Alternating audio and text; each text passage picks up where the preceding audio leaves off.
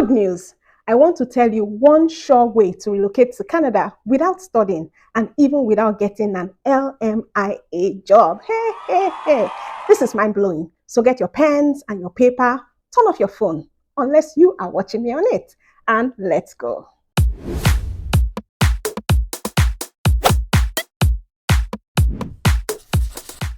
This news is for all caregivers that are interested in migrating to Canada and becoming Canada permanent residents in 2024. In this video, I will let you in on an opportunity to become a Canada permanent resident in 2024 using the home care provider pilot that is transforming lives. And I will tell you what you need to do as soon as possible to position yourself for the limited opportunities coming up in January 2024. Are you a caregiver or you know any caregiver? If yes, type a big yes in the comments now. Go on, type yes. Due to the aging population in Canada, there's a great need, and I mean a great need for caregivers. And there are not enough caregivers. So if you are a caregiver, Canada needs you. Canada's commitment to caregivers is evident in the thoughtfully designed home childcare provider and home support worker pilots. These programs provide caregivers with a clear, direct path to permanent residence. Aspiring caregivers can now embark on their Canada journey with confidence, knowing that Canada values and supports those who care for its loved ones. The Home Child Care Provider Pilot and the Home Support Worker Pilot are 5-year pilot programs that let qualified caregivers and their families come to Canada with the goal of becoming permanent residents. If you've been offered a job in Canada as a caregiver, or you have experience working in Canada as a caregiver, you may be eligible to apply for permanent residence through one of these pilots. These programs also offer open work permits and study permits for immediate family members. This is great, facilitating the reunification of families in Canada. The application process will be different depending on your situation and how much qualifying work experience you have. Now, before we dive into the details, please note that these pilots are temporary programs that started in 2019 and will end in June of 2024, except they are extended. These programs will open in January 2024, and you need to be prepared to submit your application as soon as the programs open.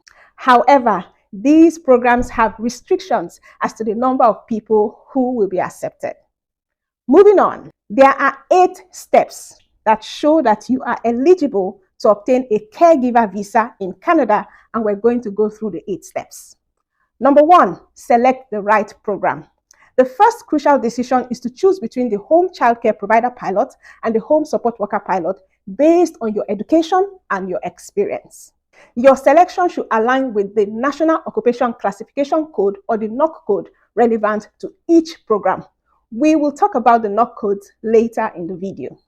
Number 2, choose the correct category.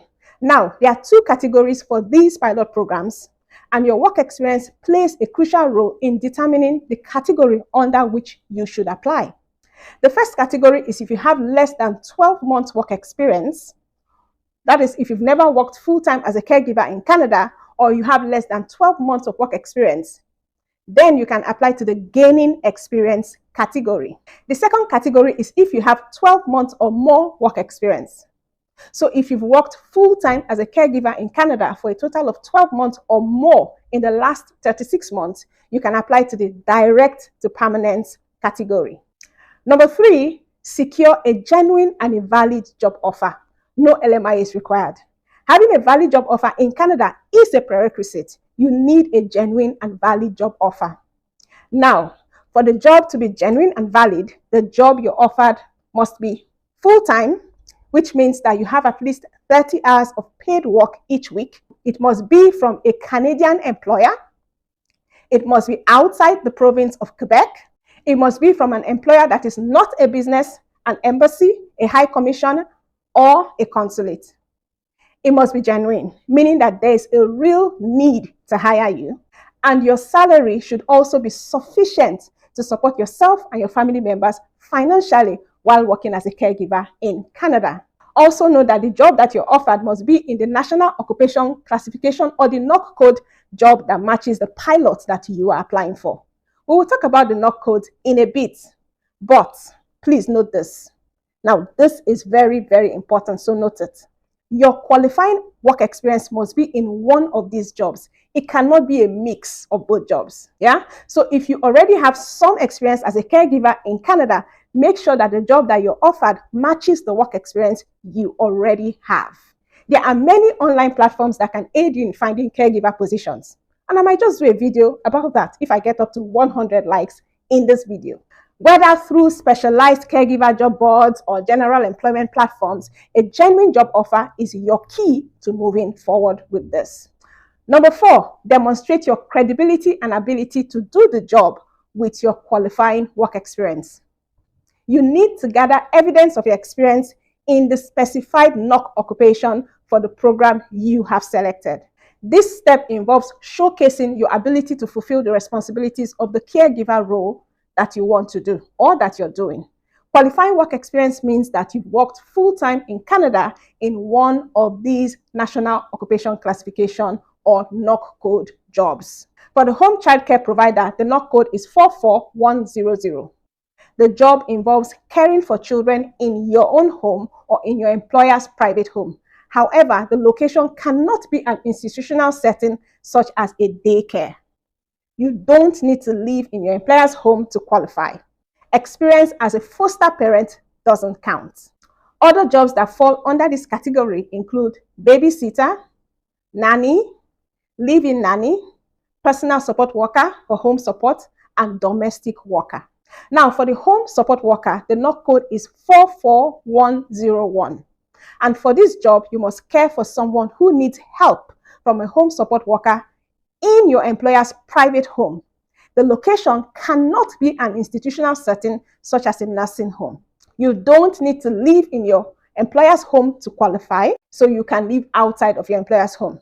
RCC will use any past experience or training you have to decide if you're able to do the work described in the NOC job description. That's the lead statement of the NOC job.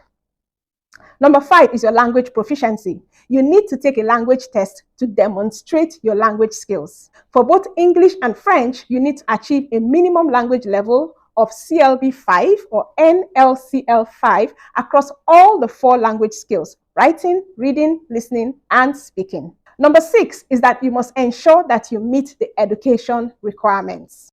A completed post-secondary education credential of at least 1 year is mandatory. So that is college or university education after high school. If your education is from outside Canada, you need to undergo an assessment like WES to prove its equivalence to a Canadian post-secondary education credential of at least 1 year. Number 7, admissibility to Canada. You must confirm your admissibility to Canada, and this step involves meeting health and security standards, ensuring you are eligible to enter Canada and stay in Canada. Number 8 step is choose your permanent residence location. If your goal is to become a permanent resident, then you should plan to live outside the province of Quebec. This is a crucial aspect of the process, aligning with the specific requirements for caregiver visa holders. Phew. Embarking on the journey to becoming a caregiver in Canada requires careful navigation through these 8 essential steps that we just went through. By following this roadmap, you can increase your chances of successfully obtaining a caregiver visa and fulfilling your aspirations in the Canadian landscape. If you're getting any value so far, don't forget to like the video just to say thank you, and subscribe as well. No matter the category you fall into, the process of applying works the same way, and this is how it works. 1, when you have a valid job offer, you submit a work permit application with your permanent residence application. So you're submitting both of them, and you pay the required fees for both applications, work permit and the permanent residence application. You must include a work permit application for your entire application to be complete. So this applies even if you already have a separate valid work permit. 2, if you meet the requirement, you get a work permit to work in Canada temporarily. The work permit that you get is an occupation-restricted open work permit and lets you work as a caregiver for any employer. Then you get at least 12 months of eligible work experience in Canada to qualify for permanent residence. Simple. Now, when you have that work experience, you send IRCC proof of your work experience once you have enough work experience. IRCC makes the final decision on your application for permanent residence. If you're already working in Canada as a home childcare provider or a home support worker, you can do one of the following. 1. You must submit a work permit application with your permanent residence application, even if you already have a valid work permit. You keep working on your current work permit until you have 12 months of work experience.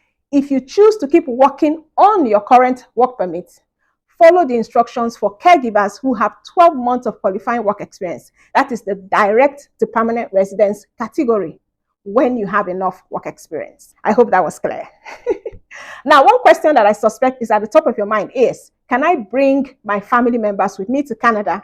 And this is the answer. Your family members are also eligible to come to Canada with you.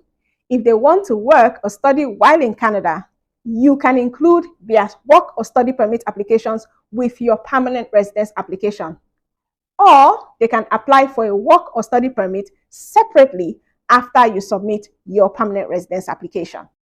You don't have to submit temporary resident applications for family members who aren't coming with you to Canada when you apply. If your application is approved and any family members you listed as accompanying on your permanent residence application will also get permanent resident status with you. Now, what I want to say now is so critical. So please listen up. Listen up. Stop what you're doing and listen. These pilot programs have caps.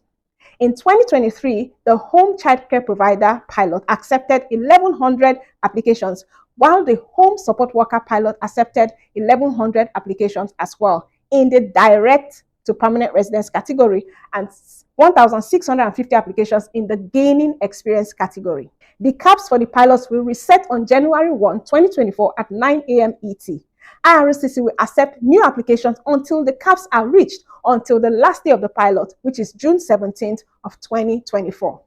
Since this cap is not a lot, you need to get ready before the caps reset, so you are jumping in first before others do. Now, how do you prepare? I will tell you. You can create an account in the permanent residence portal if you don't already have one. The next thing you need to do is to review the document checklist and prepare the information you will need for the online application forms. I'm going to leave the link to the document checklist in the description below, as well as other links to the programs. Then you start completing the forms you will need to upload as PDFs and gather all your supporting documents. Have them ready. When you're ready to apply, or when the portal opens, you can apply online using the permanent residence portal. I will also leave the links below. Apply through the permanent residence portal. If your application is incomplete, IRCC will reject it, and we don't want that. You will have to fix any errors and then resubmit it as long as the cap hasn't already been reached. Do you now see why you need to start preparing as soon as possible? Do you see it? I hope you do. Now, regarding the fees. Now, application processing fee is $1,085, including the processing fee and the right of permanent residence fee. This is the same thing if you're applying for your spouse. You also pay $155 for your work permit, and it will cost $155 for each dependent child that you add to your application. But please check the IRCC website, as these prices may change. Also, plan for your medicals, your police certificate, your English test, and your education assessment. And this differs from country to country, so check the price in your own country. One more thing, regarding living arrangements, your employer cannot require you to live in their home. You and your employer may decide that a living arrangement is appropriate to meet the needs of the person or the persons that are getting care, or at your own request. Please, if you are a caregiver, start getting ready now, like right now. If you know anyone who is a caregiver, share this video with them so they can get ready as well. If you need to, watch this video again to get all the juicy information again, and just in case you didn't know. In this channel, we share tips to help you successfully relocate and live in Canada. And if that is the kind of content you fancy, I have one request from you. Subscribe and turn on your notification. Oh, was that 2 requests? Now, if you want to know other skills that you can learn before coming to Canada that can help you make money on the side, check out this video here. Make sure that you are taking advantage of this home care pilot program and you're putting in your applications as soon as possible. Thank you so much for watching. I'm tired. I need some care. See you in the next one. Goodbye.